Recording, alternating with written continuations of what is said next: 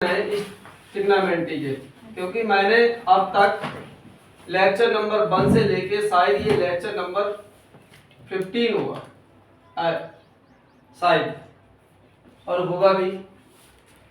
तो कम से कम ये 15 लेक्चर हमने लिए इसमें इस तरीके से, बाकी ऑफलाइन में तो मैंने बहुत ही लिए।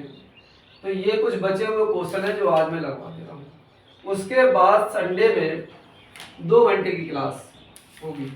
2 घंटे की क्लास में सारे वो फार्मूलेज, उसके साथ एक पेपर ले आना, अपने अपने क्वेश्चन नोट करके ले आना। वो सारे क्वेश्चन हम लगवाएंगे, है ना।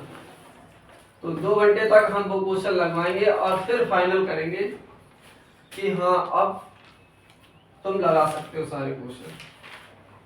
ठीक है, तो उसमें आना सबको कंपलसरी है। ठीक, तो अब हम शुरू करते हैं बिना समय गवाए हुए।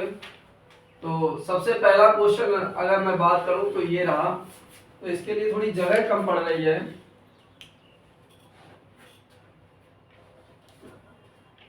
पहला क्वेश्चन जो है हमारा वो है sign theta plus cos theta बराबर क्या है, पी। क्या है, पी। इक्वेशन नंबर 1 कह दो।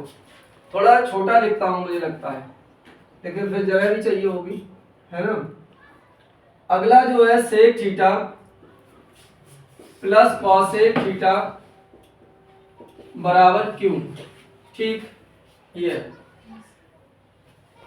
और जो सेक थीटा है इसको लिखोगे बेटा 1 कॉस थीटा, इसको लिखोगे 1 साइन थीटा, बोलो बराबर क्यू। इसकी बात कर रहा हूं मैं। यहां तक बात समझ में आ रही है। कैंची गुणा कराओगे तो साइन थीटा हो जाएगा, ये कॉस थीटा हो जाएगा बेटा, अपान में cos theta into sine theta बराबर क्यू। बोलो एक बात, जब यहां आप देख रहे हो कि sign theta plus cos theta P होता है, तो यहां पर लगा दोगे फ्रॉम इक्वेशन 1। इक्वेशन 1 से sign theta plus cos theta क्या है, पी। लिखो यहाँ पर P अपान cos theta into sine theta बराबर Q। तो एक चीज और, P अपान Q अगर लिखोगे तो लिखोगे cos theta into sine theta, समीकरण नंबर 2। बोलो यहाँ तक किसी को कोई समस्या नहीं। यहाँ लिखते हैं इसका पोर्शन दूसरा। तो आप देख पा रहे होगे कि जो हमारे पास sine theta plus cos theta है बेटा, sine theta plus cos theta बराबर पी, यही है ना। अब आप कहोगे कि squaring on both side, squaring on both side. तो sine theta plus cos theta का होल स्क्वायर बराबर पी स्क्वायर। बोलो बेटा कोई दिक्कत नहीं। इसको खोलोगे तो sine square theta plus cos square theta plus 2 sine theta into cos theta बराबर पी स्क्वायर। बोलो ठीक है, कोई दिक्कत नहीं। ये आप जानते हो ये क्या होता है, 1 plus 2 sine theta, sign theta into cos theta. आप देख पा रहे हो यहाँ से P अपान क्यू है, तो यहाँ से P अपान क्यू लगा दोगे और ये हो जाएगा आपका P स्क्वायर। बोलो ये कैंची गुणा कराओगे इसमें तो Q प्लस 2P बराबर बेटा P स्क्वायर Q, क्योंकि इसमें भी गुणा होगी। बोलो सही है, आगे बढ़े। आगे हम देखते हैं। तो ये देखा कि अगर इधर इसको ले जाओ और अच्छा लाना क्या है, हमें 2p को तो हमें छड़ना ही नहीं है, ये भी देखो। तो 2p को इधर ही रहने दो। किसको ले जाओगे, q को। तो ले जाओ p square q minus q।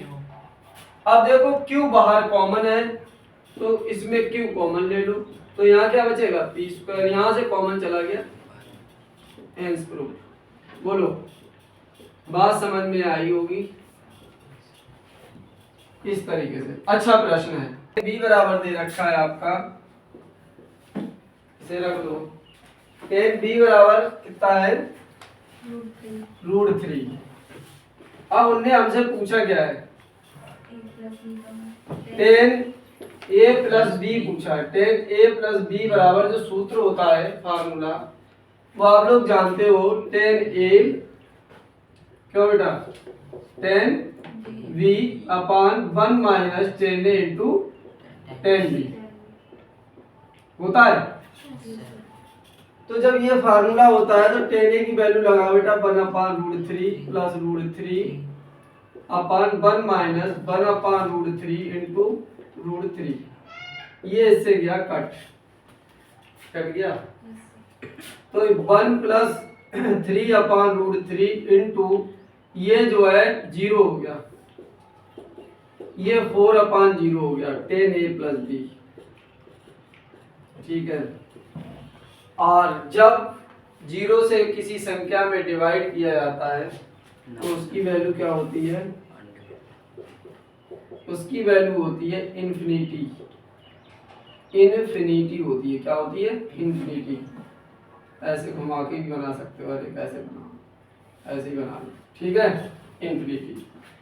तो इन्फिनिटी वैल्यू किसकी होती है, कोई बताएगा? 10 में इन्फिनिटी वैल्यू किसकी होती है, 10 90 की होती है। तो a प्लस बी भी कितना हो जाएगा, 90। ये भी कहा जा सकता है। लेकिन आपसे पूछा है 10a प्लस बी, तो 10a प्लस बी पूछा है तो बस यहीं तक बात खत्म हो गई। अगर आपसे पूछा जाता है a प्लस बी की वैल्यू तो आप यहाँ तक जाते, लेकिन फिर भी मैंने निकाल दिया। क्लियर है, कोई दिक्कत? पहले यहाँ से तो निकलो, है ना, यहाँ से वहां तक चलो, और जहां तक चलोगे वहां तक का आगे का रास्ता आगे देखेंगे। भाई जितना रास्ता दिख रहा है उतना तो चलो। लोग गए नहीं है क्या, जहाँ गए तो है चांद पे, क्यों टेंशन ले रहे? तो चांद पे है, चांद के पास। अब 4 tan थीटा इक्वल टू 3। ठीक है, तो यहां से बेटा tan थीटा बराबर हो जाएगा 3/4। क्लियर? अब जब tan थीटा रहा 3/4 हो गया, तो tan थीटा रहा 3/4। इसका मतलब लंब बटे आधार, बोलो बच्चों। और पाइथागोरस थ्योरम अगर आपने लगा दी तो आप इसे 5 निकालोगे कि नहीं? भाई कर्ण का वर्ग बराबर लंब का वर्ग प्लस आधार का वर्ग। तो 3 का 9, 4 का 16, 16 9 25, 25 का 5 हो जाए। क्यों भाई, ये तो बात हमने बताई है ना लोग। अब हमें क्या करना है, अब हमें निकालना है यहाँ पर इस वैल्यू को, जो कि है 4 sin theta minus cos theta. 4 sin theta plus cos theta.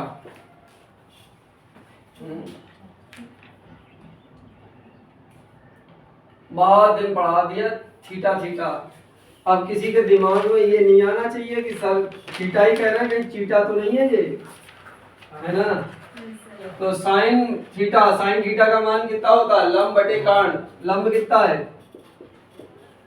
कर्ण कितना है, cos थीटा बराबर कितना होता है बेटा, आधार बटा कर्ण।